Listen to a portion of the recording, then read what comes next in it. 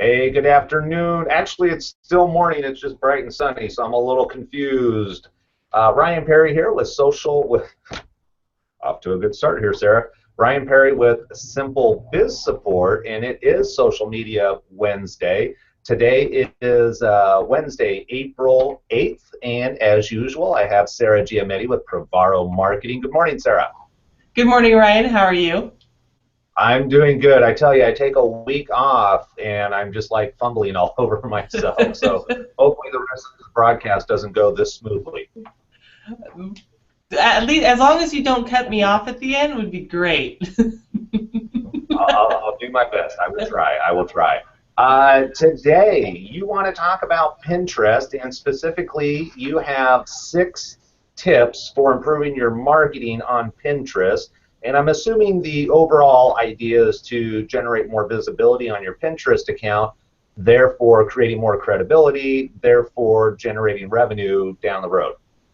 Correct. And Pinterest users are often a lot closer to being ready to buy when they're surfing on Pinterest, and so it's a great way for a business owner to take advantage of that. That they're ready. They're a lot closer in the buying cycle to actually buying.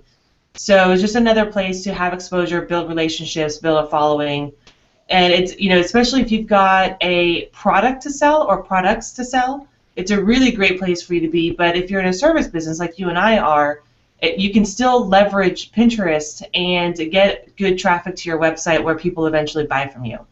All right. Okay, perfect. So what is the first tip of the day? First tip of the day is use price tags. Since people are so much closer to actually buying when they're on Pinterest, you want to make it as easy as possible for them to be able to buy your products. So as they're cycling through their news feed or if they're doing searches, if you tell them right off the bat how much your product costs, it makes the decision for them easier. So if they're going to do an instantaneous thing and they see your really cool apron with a funny slogan on it and they know it's only $19, that they know what their budget is and what they're looking for, so they can make that instant decision.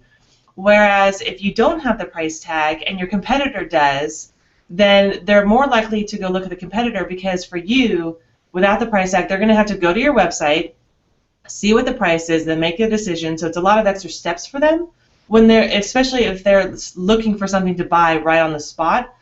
Telling them right away what the cost is will allow them to make that decision easier. So I definitely want to make sure you've got price tags on there, especially if you're selling products to consumers. All right. Yeah, and I think that's a good note, because you and we always talk to people, and it's all about simplicity. The easier you can make it for people to make a decision and make that purchase within that split-second decision, the higher your conversion is. The more you give them an opportunity to doubt themselves or question, is this the right thing? Should I be doing it? All those split seconds add up. I forget the exact number, but Amazon, which sells millions of dollars of product every day, I would imagine, they actually know that if the end user's internet speed affects the transfer, so when they click on a product, it actually, I think it's something like 0.2 of a second, has a couple percent impact on the actual buy-through rate. So it's amazing what a split second can make, and I could see having that price on there. Boom, I can make a split decision that yes, that falls into my budget. Boom, I'm going to click on it, take you to the product page, and then it's really important that it's real easy to order the product once you get there. Right, and you can also pick up the people that are making just spontaneous decisions. They weren't even looking for your product. They came across on Pinterest, like, oh, that's cool. Oh, that's not that expensive. I'm going to buy that.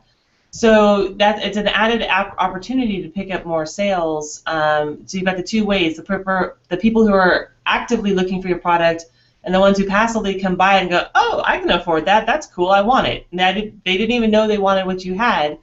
But by having your price there, you've just made it so much easier for them, because we are unfortunately an instant society, and people make pretty instant decisions, especially when they're buying things, and especially when they're buying things that are not a necessity, like clothes, shoes, spices, food stuff. It's more of an emotional reaction, and just you want to make it as easy as possible for them. Right. All right, perfect. Well, let's move on because we've already killed 10 or 5 minutes here. So So, number two, so number put two. pricing on there.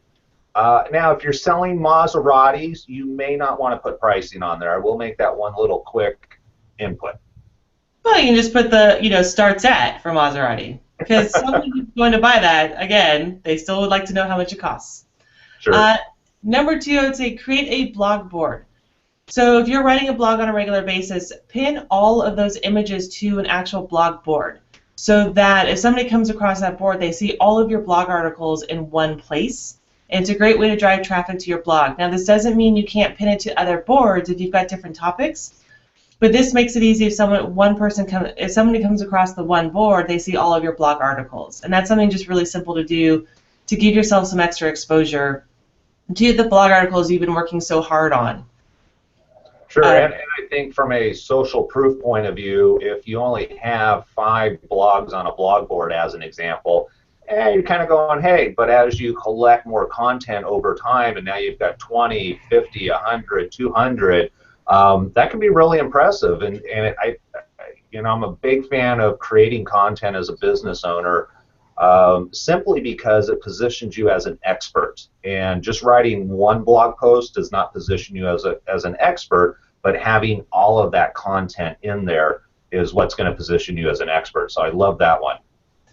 yeah, and then it makes you the expert. It also is a great way for people to centralize where your blog is, and you can still divvy it up by topic. So for me, I've got more than just the social media in my offerings, and so I have multiple boards for the different things I offer. But one board for all of my blog articles makes it just a lot easier for people to find what they're looking for, and they can see the vast array of things that I do in one spot.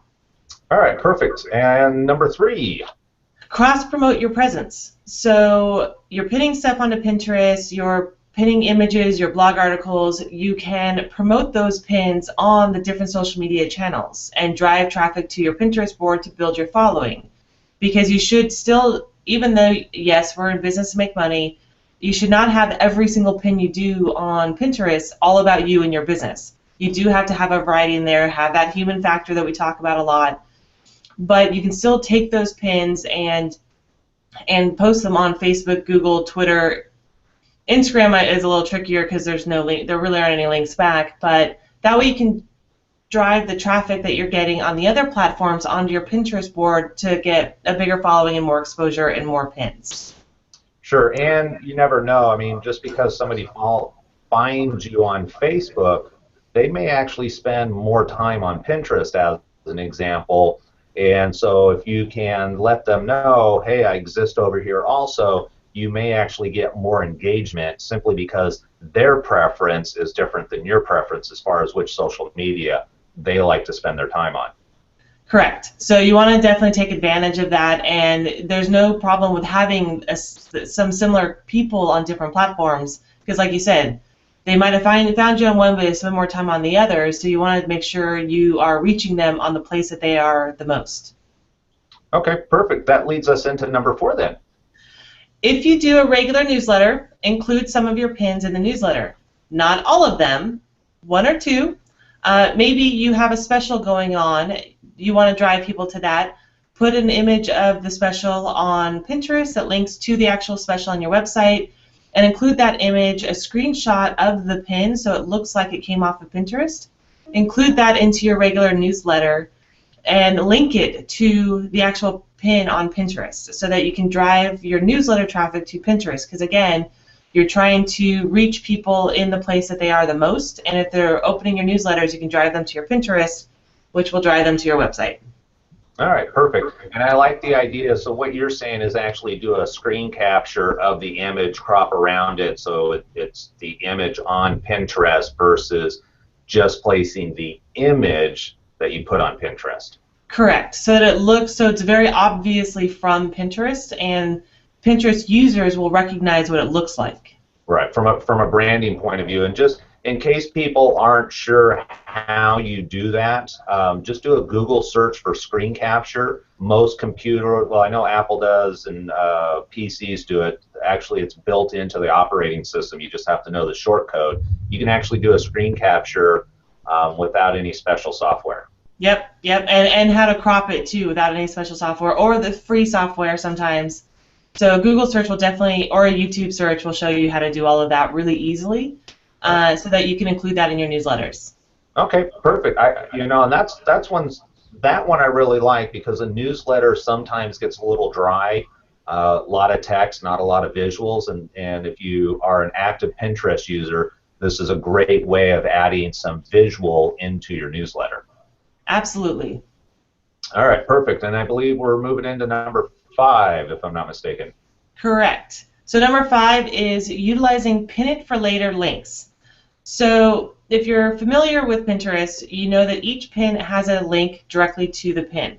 So the recommendation is, and it kind of goes back to the cross promote, is if you're posting in a place like Facebook or Google Plus where you can have a longer description to go with it, you include a link to the actual blog article so that that auto-populates with the link box and the picture so that if somebody wants to read the article on the spot, they can they can go to the article, read it right then and there.